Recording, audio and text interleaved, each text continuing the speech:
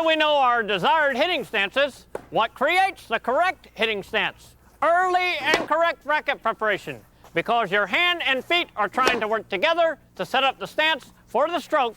It is your hitting hand and preparation that sends the message down to the corresponding foot. To better understand this, let's turn off the lights. If the butt of your racket were a flashlight, in preparation you would want to keep the flashlight ahead of your body as you approach the hitting zone. This will ensure that you wind up in the right hitting stance. Remember to prepare early enough to allow your feet time to set up. For better power and control, align the beam of light from the flashlight to the path of the oncoming ball. This is what we call being in the slot in the backswing. You can get a better feel for ideal alignment with the baseball glove drill.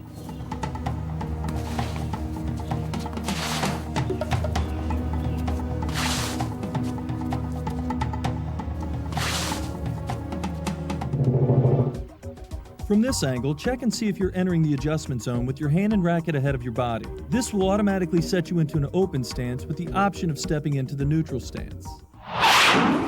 As Adam began moving for that forehand, he dropped it down here. As he begins moving for that forehand, I can see Venus Williams, I can see Eva, I can see them moving right up in here. I can see Agassi, I can see that racket head going right up there. So we don't want to lose about 2 feet of extra swing. Having a killer forehand around the house can be quite useful. While working on supper, we can also be working on X's swing line.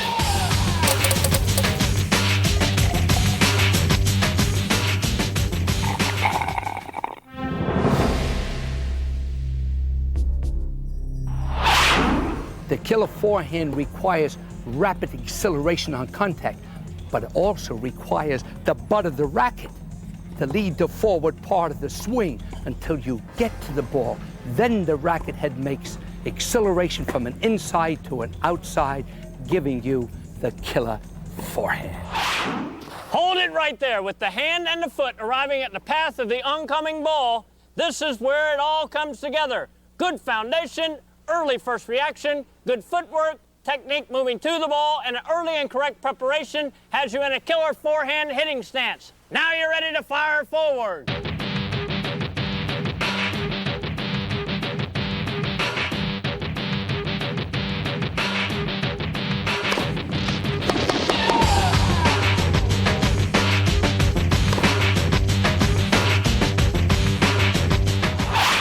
To get a better understanding of forward racket acceleration, use a towel and have your partner pull it out of your hands. It simulates the stroke.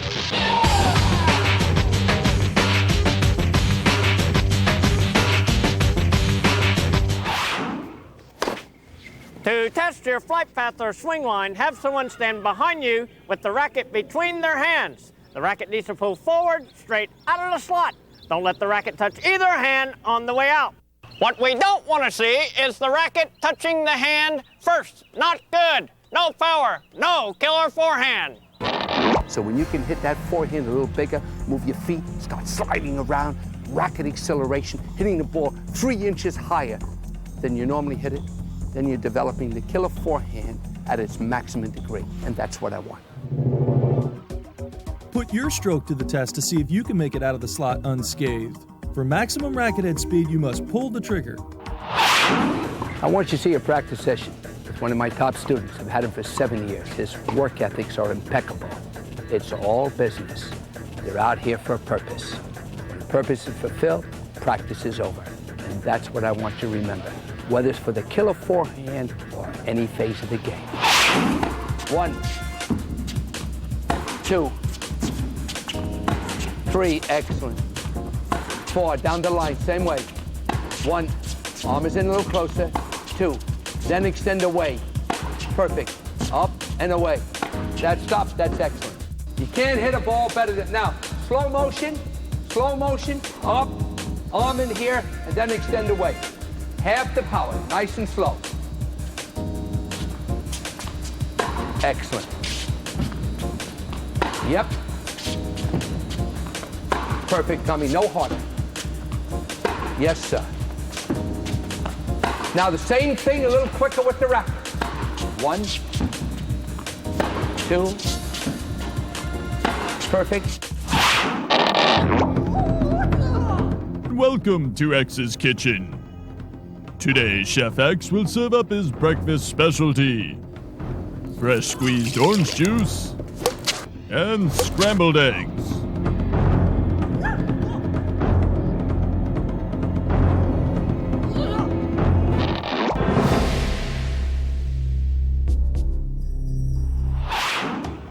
As you pull the trigger and the racket starts forward out of the slot, the path which your arm travels is called your swing line. If you watch the right elbow through the stroke, you'll notice that it travels on a diagonal line out and across the body as the racket head accelerates into the ball. By extending to a full reach on your follow-through, you will create a contact zone that can be upwards of 18 inches in length, giving you better margin for error and control. For best leverage, try to consistently make contact in stage 3, out in front of your body. However, advanced players, through rapid acceleration of the racket at contact point, have the ability to make contact in stages 1 and 2 as well, and still manage to execute the various placements on the court. The follow-through is the key to success when executing strokes under pressure. The tendency for many players is to tighten up, which restricts the follow-through. Extending to the target lengthens the contact zone, giving you control and consistency. Remember, extend your follow-through, especially under pressure. As the stroke accelerates out of the slot, focus on the elbow and how it passes through the track. Check your swing to see if your arm is bent and flexible and whether your elbow stays on track. We have to hit big killer forehand, but have a percentage that these shots can go in. And the contact points are all a little different.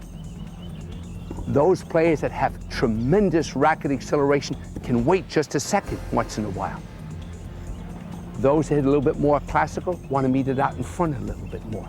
But all comes from the racket speed.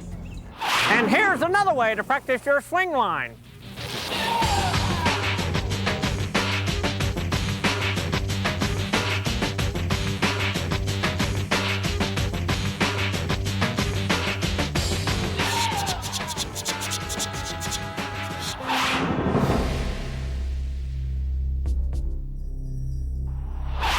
Like the high wire circus performer using the pole to maintain balance, don't forget in tennis to use not only your hitting arm, but your opposite arm. The use of the opposite arm is essential to generating killer forehand speed while maintaining consistency and accuracy. When you're forced wide in the court, your opposite arm can serve as a counterbalance, keeping your shoulders level through the stroke. By separating your arms early, this technique anchors down your swing, providing balance and a stronger pulling action. Practice hitting with a small weight in your hand.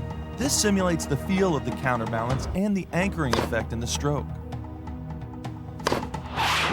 When the conditions are right to rip the killer forehand, the opposite arm is used in a sweeping motion, stretching the chest muscles into the stroke. Much like a baseball pitcher's glove arm, this sweeping action lengthens the lever, providing additional power through shoulder rotation. A great way to get a feel for the anchoring effect and benefits of the opposite arm is to practice the hand on the hip drill. This will give you the feel of stretching the chest muscles into the stroke. The opposite arm can anchor down the stroke on the wide shots and lengthen the lever with a sweeping action to give you more power on your killer forehand. Either way, it's always serving as a counterbalance to the stroke. Check and see how your stroke matches up to the pocket killer forehand.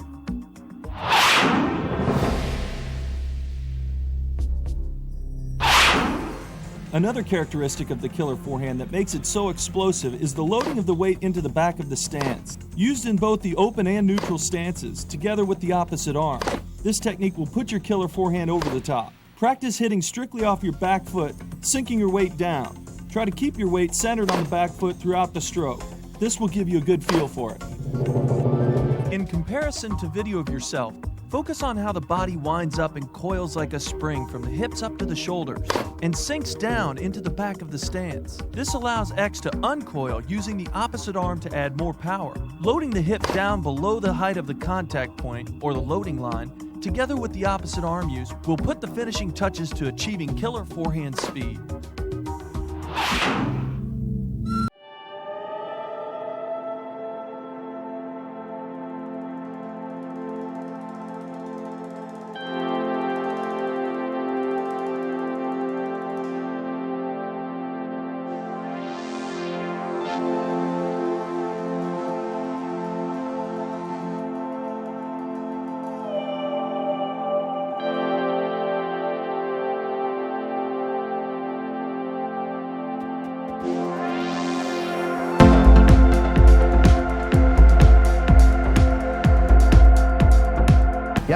Don't overhit. Now hold it.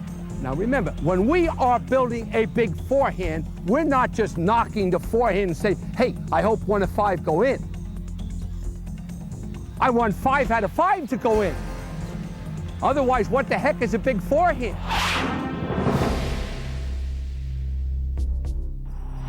Never underestimate your opponent. No matter how well you hit the shot, get in the habit of always recovering your court position.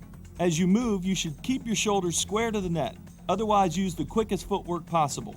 Remember, the average shot only takes less than 2 seconds to get to your opponent, so choose shots that help you maintain good court position unless you're hitting a point-ending shot. Check and see on recovery if your shoulders are facing the net as you move. Remember, you can't commit to a shoulder turn until after the opponent's hit the shot. Work on good crossover speed in the first few steps. Look how they sink down and using those legs. That's what you've got to do, is use your legs.